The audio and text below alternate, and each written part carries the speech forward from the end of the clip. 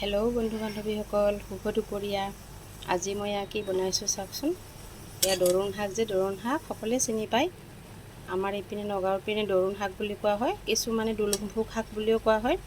এই দৰুণ শাকখিনি আমাৰ বাৰীৰে, মানে মোৰ শাহু মাহঁতৰ বাৰীৰে আমাৰ বাইদেৱে আনিছিলে। বাইদেৱে আনি দি গৈছে মোক। তাৰপিছত এইখিনি আজি এসপ্তাহমানেই হ'ল। অকণমান শুকোৱা যেন হৈছে, তথাপিও মই পেলাই দিয়া নাই, কাৰণ ঔষধি গছ। সেইকাৰণে এইখিনি মই এতিয়া ভালদৰে ধুই লৈছোঁ। ধুই লৈ কাটা নাই, মানে এনেকৈ দীঘল দীঘলকৈ দিছোঁ।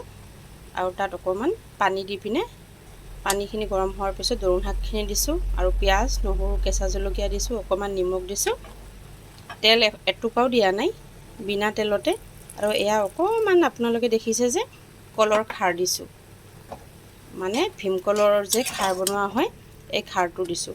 এই খাৰটো দি এইখিনি মই এনেদৰে অকণমান সময় লৰাই পিনে ঢাকি দিম। আৰু তাৰপিছত যেতিয়া পানীটো শুকাই যাব, তেতিয়া ধুনীয়া ভৰ্তা হ'ব। এয়া মোৰ দৰুণ শাক হৈ গ'ল। আজি অকণমানি, বেছি নাছিলে, অকণমান আছিলে। এনেকৈ বনালোঁ, আৰু ভাতৰ লগত খাই দিলে।